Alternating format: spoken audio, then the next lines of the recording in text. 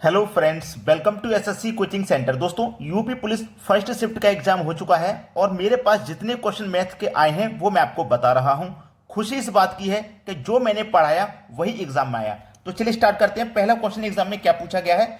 सबसे छोटी संख्या ज्ञात कीजिए जिसे 4, 6, 7, 8 और 9 से भाग करने पर प्रत्येक स्थिति में शेष 3 बचता हो। बहुत अच्छा सवाल। देखिए, कोई भी नंबर है, जब उसे आप 9 से भाग करते हो, कोई भी नंबर हो, उसे जब आप 9 से भाग करते हो तो जो रिमाइंडर आपका बचता है, जैसे रिमाइंडर यहां पे हमें 3 मिला, जो रिमाइंडर हमारा बचता है वो संख्याओं का योग होता है। ठीक है, तो हमारे पास इन चारों ऑप्शन में से कौन सी संख्या ऐसी है जिसका योग 3 आ रहा है? देखो, 5 और 1 6, इसका योग 6 आया। 5 और 1, इसका भी 6 आया। 5 और 7 12, और इसे फिर से जोड़ेंगे तो कितना आ जाएगा? 3 आ जाएगा। 5 और 4 9 आया। तो मेरे पास 3 किस संख्या का योग आया? सी का ऑप्शन। बिल्कुल सही जवाब हो गया, सी ऑप्शन। और इसको करने का एक और तरीका ये भी है कि 4, 6, 7, 8, 9 का आप एलसीएम लीजिए, जो एलसीएम आएगा उसमें आप 3 जोड़ दीजिए। ठीक है, ये हमारा दूसरा तरीका है। तो सभी को क्लियर हो गया ना? चलिए अब देखते हैं दूसरा प्रश्न क्या पूछा गया था।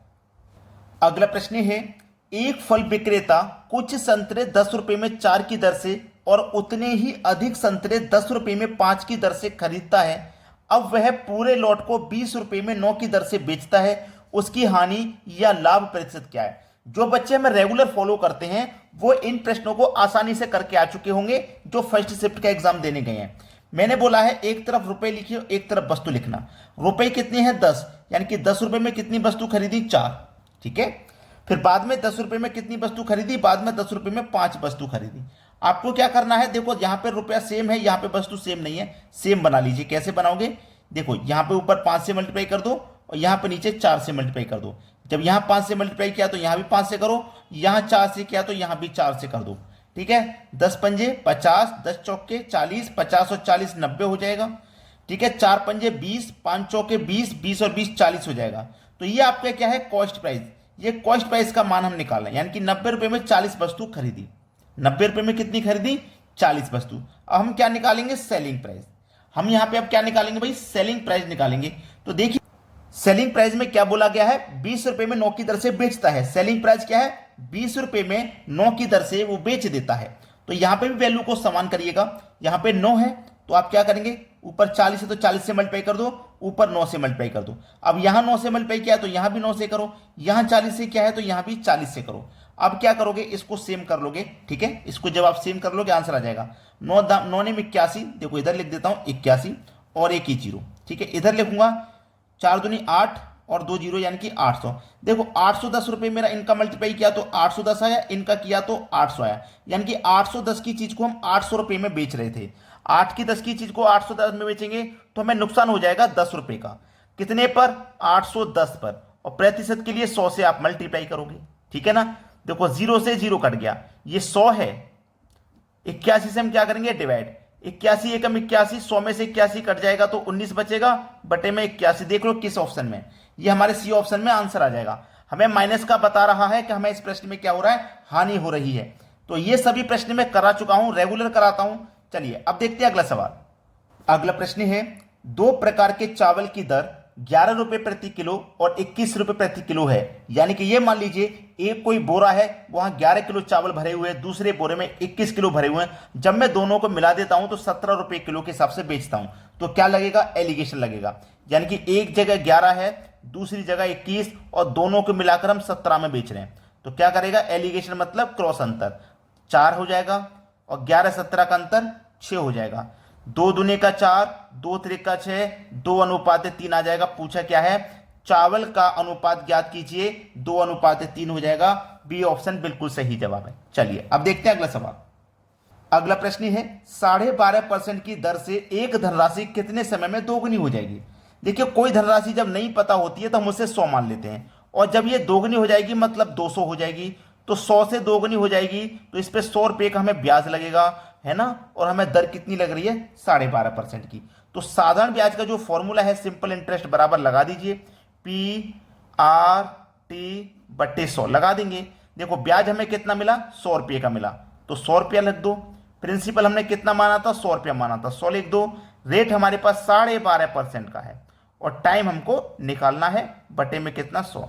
देखो 100 से ये 100 कट जाएगा और 12.5 से 100 को जब आप काटोगे तो ये 8 बार में कट जाएगा, मतलब टाइम आपका कितना निकल के आ गया, 8।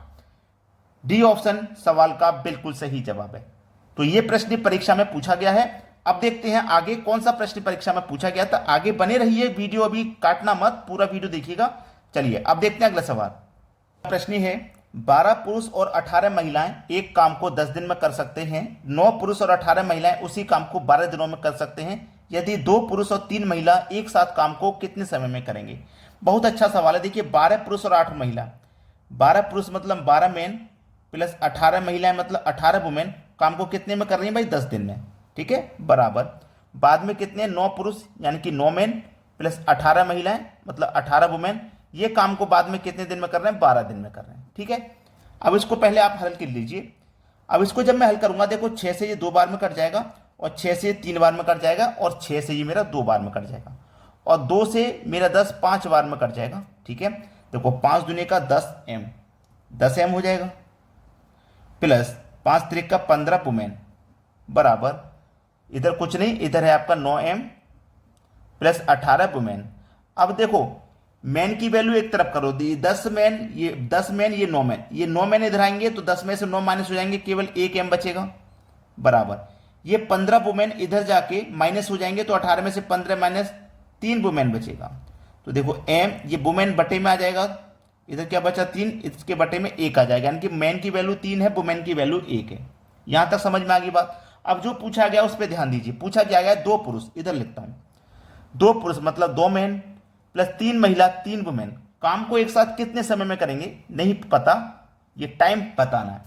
तो टाइम बताने के लिए आप ये वाली वैल्यू या फिर ये वाली वैल्यू दोनों में से कोई एक ले लीजिए। चलिए मैं ये वाली ले लेता हूं, 9 मैन प्लस 18 वुमेन, ये वाली वैल्यू मैं ले लेता हूं। ठीक है, ये काम को कितने दिन में कर रहे थे, 12 दिन में।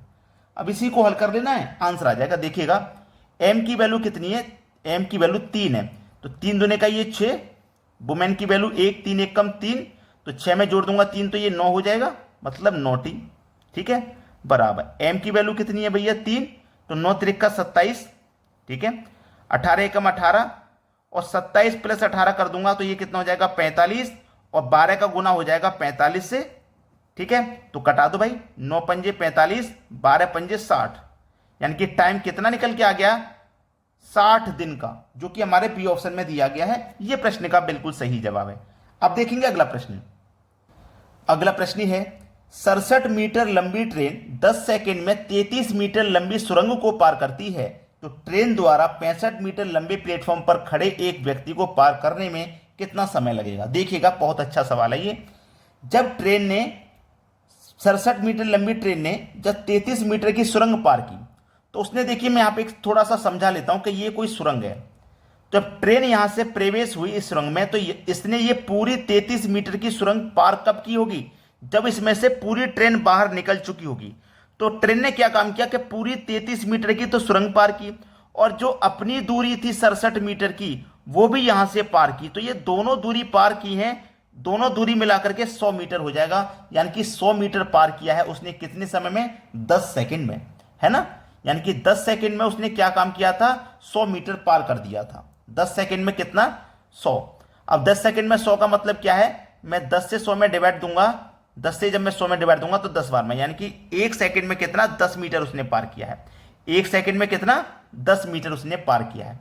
अब हमें पार कितना करना है, 65 मीटर का लंबे प्लेटफॉर्म। अब देखो कोई प्लेटफॉर्म है ये, यहां कोई व्यक्ति खड़ा हुआ है, उसने यही तो बोला है कि 65 मीटर लंबे प्लेटफॉर्म पर खड़े एक व्यक्ति को पार करने में कितना समय लगेगा। भाई प्लेटफॉर्म चाहे कितना भी बड़ा हो, 65 मीटर हो, 1000 मीटर हो, 2 उससे कोई मतलब नहीं है, हमें तो पार इस व्यक्ति को करना है ना।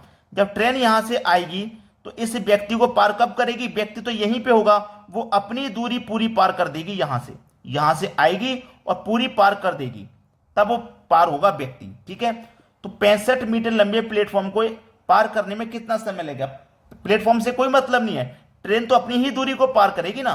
तो ट्रेन की दूरी कितनी है भैया, 67। हमने इसमें 100 में डिवाइड किया था 10 से, यहां भी क्या करोगे 10 से डिवाइड कर दो तो 6.7 आपका सही जवाब हो जाएगा, 6.7। सी ऑप्शन बिल्कुल सही। चलिए अब देखते हैं अगला सवाल। अगला प्रश्न है, एक निश्चित धनराशि पर 2 वर्ष के लिए 5% की दर से साधारण ब्याज 1600 है। 3 वर्ष बाद समान दर पर चक्रवृद्धि ब्याज ज्ञात कीजिए।